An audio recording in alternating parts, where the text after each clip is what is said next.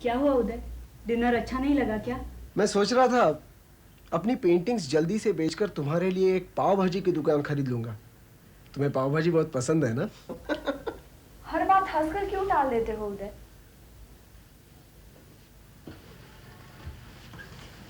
आखिर तुम किस बात पर अपसेट हो? अपसेट कहाँ हूँ, और हुआ ही क्या है जिससे मुझे अपसेट होना पड़े। बस इतना ही ना कि हमने फिक्स डिपॉजिट तुड़वाई, आर्ट गैलरी रेंट पर लेकर मेरी पेंटिंग्स की नुमाइश लगाई, जिसे लोगों ने पसंद तो किया लेकिन खरीदने कोई नहीं आया। फिक्स डिपॉजिट खत्म, पेंटिंग्स वहीं की वहीं, और डिनर में तुम्हें पाव भाजी खिला रहा हूँ। भला इन सब बातों से कोई अपसेट हो सकता है? उदय, स्मिता, तुम जितना मुस्कुराती हो मुझे उतना ही हमारे इन हालात पर अफसोस होता है।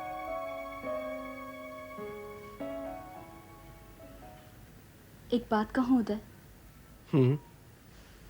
मैं सोच रही थी कहीं नौकरी कर लूं, इससे हमारे... क्या कह रही हो? बिल्कुल नहीं। पंडित नगरकर जी की सबसे होनहार शिष्या हो तुम। आगे चलकर पंडित जी का नाम और उनकी कला को अमर रखने की जिम्मेदारी तुम्हारी है स्मिता। इतनी गहरी शिक्षा और साधना को क्या ऐसे ही गवा दोगी तुम एक झटके में? और किस लिए? सिर्फ इसलिए कि हमारी आर्थिक परिस्थिति बुरी है? नहीं स्मिता, नहीं। नौकरी तुम नहीं मैं करूंगा। तुम अपनी शिक्षा जारी रखो। तुम नौकरी करोगे तो तुम्हारी पेंटिंग का क्या होगा उदय? तुम्हें तो ना सिर्फ अपनी पेंटिंग पर ध्यान देना पड़ता है, बल्कि खाली वक्त में लोगों से मिलना भी तो पड़ता है। You know how important public relations is for you Uday. तुम्हें तो किसी और चीज़ के बारे में सोचना भी नहीं चाहिए। और फिर मैं कौन सी जिंदगी भर के लिए नौकरी करने की बात कर रही हूँ। जैसे ही हमारे हालात सुधरे मैं फिर से संगीत शिक्षा में लग जाऊंगी। स्मिता, क्या तुम ये चाहती हो कि मुझे तुम्हारे आई बाबा के आगे शर्मिंदगी महसूस करनी पड़े? वो तो यही कहेंगे ना, देखो हमने कहा नहीं था ये अपनी बीवी के पैसों पर ऐश करेगा। उदय, यहाँ हमारी जिंदगी की बात हो रही है, मेरे आई बाबा की नहीं। उन्होंने अपनी बेटी के लिए जो ठीक समझा वो कह दिया। मैं तो वो कह रही हूँ जो हमारी जिंदगी के लिए सही है। नहीं स्मिता, तुम संगीत साधना में डूबी ना होती तो मैं कुछ नहीं कहता। और वैसे भी मैं क्यों नहीं काम कर सकता? पेंटिंग के लिए मेरे पास काफी वक्त बच जाया करेगा। Uday, we have already discuss that. Please मेरी बात मान लो ना तुम। अपने गले पर कुछ तो रहम करो। वैसे भी रात बहुत हो चुकी है। कल सुबह उठकर रियाज मुझे नहीं तुम्हें करना है। वो मैं कर लूंगी, पहले तुम मेरी बात मानो। कौन सी बात स्मिता? उदय, स्मिता, मैं नहीं चाहता कि तुम नौकरी करो। उदय, मैं तुम्हें एक प्रोग्रेसिव आदमी समझती हूँ। मैं नौकरी करना चाहती हूँ। क्या इससे तुम्हें कोई फर्क नहीं पड़ता? पड़ता है ना स्मिता, बहुत फर्क पड़ता है। लेकिन मैं नहीं चाहता कि तुम घर की वजह से नौकरी करो। तुम एक सिंपल सी बात को बेवजह कॉम्प्लिकेट कर रहे हो उदय। और फिर मेरे पास कितना खाली वक्त रहता है। नौकरी और शिक्षा साथ साथ भी तो चल सकते हैं। मेरे ख्याल से मुझे नौकरी कर लेनी चाहिए। मुझसे ये पूछ रही हो या बता रही हो? उदय, मैं तुमसे रिक्वेस्ट कर रही हूँ, सिर्फ रिक्वेस्ट।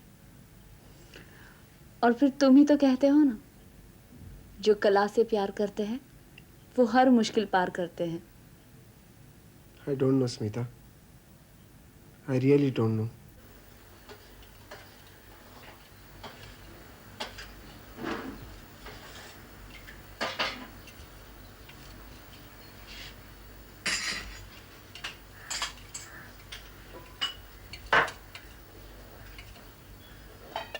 पिठलं, बटाट्याची भाजी, कोशिंबीर आणि वरण भात। हो, फुल कोर्स डिनर। कुछ खास बात है क्या? बताऊंगी ओवर डिनर। चलो मदद करो।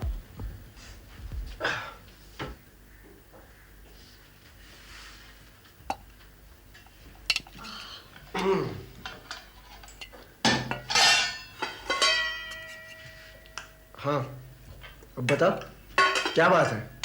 आज गुरुजी के घर एक मिस्टर वाडिया आए थे। मिडिल एज पासी जेंटलमैन हैं, नेपियन सी रोड पर रहते हैं। उनके 2 बच्चे हैं, 10 और 12 साल के।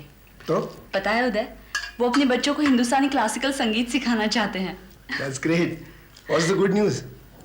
वो प्राइवेट ट्यूटर रखना चाहते हैं बच्चों के लिए, और गुरुजी ने झट से मेरा नाम दे दिया। और सबसे बड़ी बात उदय, वो 5,000 रुपए फीस देने के लिए तैयार है। क्या हुआ, तुम खुश नहीं हो? तो तुम नौकरी करोगी? ये नौकरी कहाँ है उदय, ये तो संगीत से जुड़ा हुआ काम है। इससे मेरी शिक्षा में बाधा भी नहीं आएगी और सिखाने से विद्या भी बढ़ेगी। और जरा सोचो, इसके मुझे पैसे कितने मिल रहे हैं। Soon we can live like kings. मुझे ये ठीक नहीं लग रहा स्मिता। क्या तुम चाहते हो कि मैं ना करके गुरुजी का अपमान करूं? क्या ये ज्यादा बुरा नहीं होगा? उदय, ज्यादा सोचो मत। This is a God sent opportunity. और गुरुजी ने भी जोर दिया है कि मैं ही ये काम करूं, मेरी विद्या और तुम्हारी कला के खातिर। उन्होंने ठीक कहा है ना?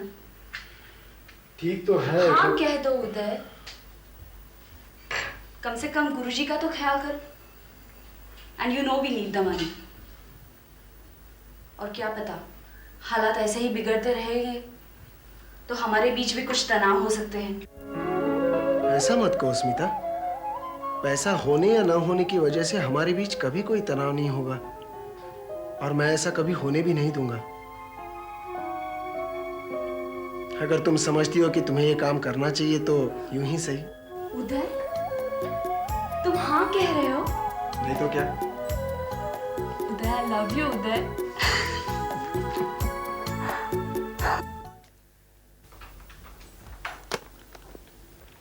हाय। हाय। ये बस। हाँ। हाँ, तो कैसा रहा पहला दिन? ठीक था। आज तो मैं बच्चों से मिली हूँ। जाल और फ्रेनी नाम है उनके। दे वेरी स्वीट उदय। उदय, आज मिस्टर वाडिया अपनी मर्सिडीज में लेने आए थे मुझे। और उनका घर देख के मैं तो दंग रह गई। तुम तो कल्पना भी नहीं कर सकते, इतना सुंदर घर है उनका। उनका घर बिल्कुल यूरोपियन रेनेसांस पीरियड का घर है। अंदर पर्शियन कार्पेट्स, कार्व फर्नीचर, शिल्पकला और दुनिया के कोने कोने से लाए गए अनोखे आर्ट पीसेस। और उधर पेंटिंग्स, क्या पेंटिंग्स है उनके पास। रेनोयर और वैन गॉग के ओरिजिनल्स, बी प्रभा, जतिन दास, गुजराल और न जाने क्या क्या क्या कलेक्शन है उनका उदय। He is a true patron of the arts. मेरी पेंटिंग्स की बात की कि नहीं तुमने? उदय, उन्होंने तो तुम्हारा नाम सुन रखा है। वो अब तुम्हारा काम देखना चाहते हैं। अरे नहीं, मैं तो मजाक कर रहा था। इतने बड़े मास्टर्स के बीच में मेरी पेंटिंग्स कहाँ? उदय, तुम अगर ऐसा कहोगे तो मैं तुमसे बात नहीं करूंगी। अच्छा बाबा, सॉरी। बस अब चलो जल्दी खा लेते हैं, भूख लगी है। रूखी सूखी खा लेते हैं। उदय, सिर्फ 1 ही महीने की तो बात है, उसके बाद हम बढ़िया से बढ़िया खाना खाया करेंगे। हो रानी साहिबा। क्या बात है, आज बहुत खुश लग रहे हो। मुझे एक पेंटिंग का असाइनमेंट मिला है। असाइनमेंट? रियली? कब, कैसे? मेरी पेंटिंग्स की एग्जीबिशन हुई थी ना, वहाँ एक राकेश शर्मा मिले थे। एक्सपोर्टर हैं आर्ट्स और क्राफ्ट के। वो हर तरह के स्कल्पचर्स, पेंटिंग्स वगैरह एक्सपोर्ट करते हैं, खासतौर पर यूरोप और अमेरिका। उन्हें मेरा पेंटिंग स्टाइल बहुत पसंद आया, उन्हीं से मिलने गया था। लेकिन असाइनमेंट क्या है? वो चाहते हैं कि मैं उनके स्टूडियो में बैठकर सिर्फ उनके लिए पेंटिंग्स बनाऊं, जिसे वो एक्सपोर्ट करेंगे। पैसा भी अच्छा दे रहे हैं। मैंने सोचा टाइमिंग के लिए हर्ज ही क्या है, so I said yes to him. News तो अच्छी है, लेकिन क्या इससे तुम अपनी पेंटिंग्स को कमर्शियलाइज तो नहीं कर रहे हो ना? और फिर अपनी पेंटिंग्स किसी और के कहने के मुताबिक बनाने से तुम अपनी कला को तो नहीं खो दोगे ना? स्मिता, कुछ ही महीनों की तो बात है, और फिर मेरा पेंटिंग स्टाइल मेरा अपना है, उसे मैं कैसे भूल सकता हूँ? तुम ही बताओ, एक आध जिंगल यहाँ वहाँ गा देने से क्या तुम अपना क्लासिकल गायन भूल जाओगी? नहीं, भूलूंगी तो नहीं, लेकिन थोड़ा फर्क जरूर पड़ सकता है। जिसे फिर से रियाज करके मिटाया भी जा सकता है, और फिर मैं तो घर आकर अपनी पेंटिंग जारी रखूंगा। उदय, आई जस्ट होप कि वो तुम्हारी पेंटिंग्स की वैल्यू सही लगाएगा।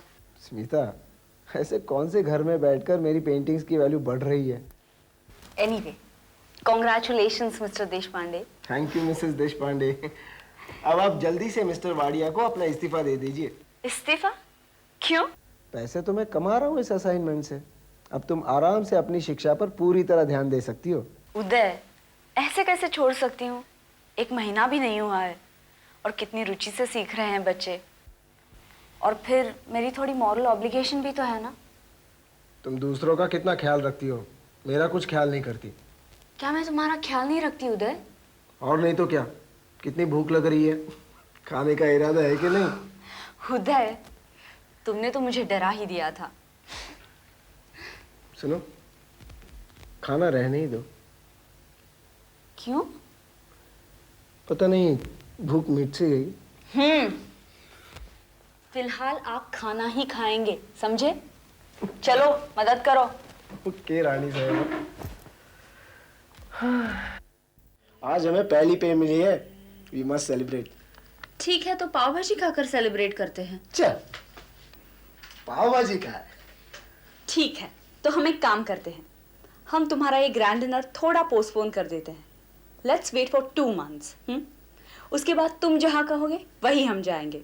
लेकिन ट्रीट मेरी होगी और रेस्टोरेंट तुम्हारी पसंद का। ठीक है, हम गार्डन कोर्ट जाएंगे। क्यों? वहाँ क्यों? सिर्फ इसलिए क्योंकि उसके मालिक ने मेरी 3 पेंटिंग्स खरीदी थी। वो भी, और वहाँ का खाना भी बहुत अच्छा है। Okay, done. We have a date, 1st of August।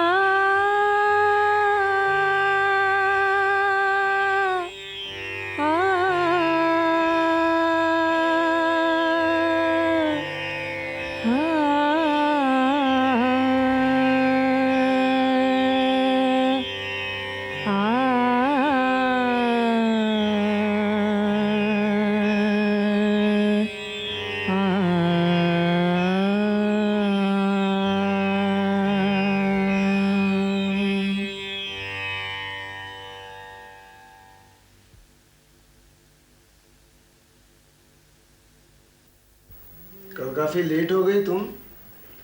हाँ, कल जाल का बर्थडे था। मिस्टर वालिया ने पार्टी रखी थी and they insisted that I stay on for dinner. आजकल काफी वक्त गुजारने लगी हो वहाँ। उदय, अगर हमारे घर फोन होता तो मैं तुम्हें इन्फॉर्म कर देती, but I am sorry, you must have been worried ना। वो छोड़ो, मुकुल कह रहा था कि तुमने एक टीवी प्रोग्राम रिफ्यूज कर दिया। स्मिता, मैं जानता हूँ गुरुजी ने तुम्हें एड जिंगल्स और कमर्शियल गाने गाने से फिलहाल मना किया है, पर यह तो एक शास्त्रीय गायन का प्रोग्राम था, फिर तुमने क्यों मना किया? उससे क्या फायदा होता उदय? इसकी तैयारी में कितना समय लग जाता, जिसका मतलब था बच्चों को उनकी क्लासेस मिस करवाना। जरा सोचो स्मिता, तुम्हें एक्सपोजर कितना मिलता। लोग तुम्हारे गाने के साथ साथ तुम्हारी सूरत भी तो देख पाते, जो कि आज के दौर में कितना जरूरी है। और उदय, मुझे ये भी लगा, मैंने अभी तक अपनी कोई रिसाइटल तो की नहीं, फिर टीवी पर आने का क्या फायदा? और वैसे भी उन लोगों को शास्त्रीय संगीत की कोई कदर नहीं होती।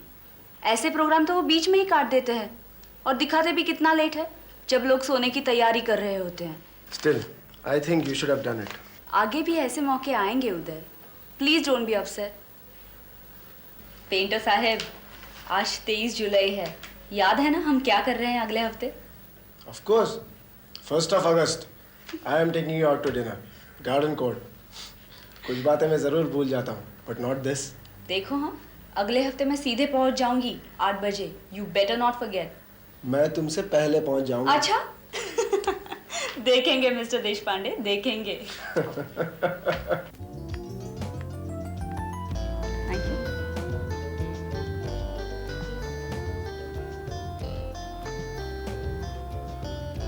आई don't believe it. Mister Uday Deshpande को याद भी है और वो वक्त पे भी आए हैं। याद नहीं रखता तो दुनिया उल्टी हो जाती है क्या? हाँ ठीक है, इन्होंने मेरी 3 पेंटिंग्स खरीदी है। इसका मतलब ये तो नहीं कि तुम मेरी ही पेंटिंग के पास बैठो। Why not? इस पेंटिंग की वजह से लगता है ये सारी जगह मेरी है। Thank you. Some starters sir. Champagne है? ये शैम्पेन क्या? एक बियर और एक fresh lime soda. No ice please. खाने की ऑर्डर हम बाद में देंगे। Thank you ma'am. Thank you sir. तुम तो बस पैसे खत्म करने पर ही तुले हुए हो। शैम्पेन है, पैसे कुछ ज्यादा आ गए क्या? रानी साहिबा, इतना पैसा बचाकर क्या करोगी? हम दो हमारा एक की तैयारी हो रही है क्या? उदय। अच्छा अच्छा, ये बताओ क्या खाओगी? पाव भाजी।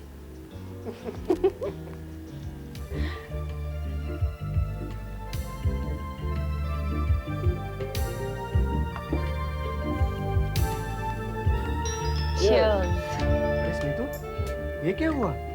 कुछ नहीं, वो क्लास के बाद बच्चों को भूख लगी थी। आज उनकी आया नहीं आई ना, इसलिए मैं उनके लिए स्नैक्स बना रही थी। कुछ काटते समय हाथ में छुरी लग गई, खून बह रहा था, लेकिन अब बिल्कुल ठीक है। देखो तो। उदय ओके। दिखाओ ना।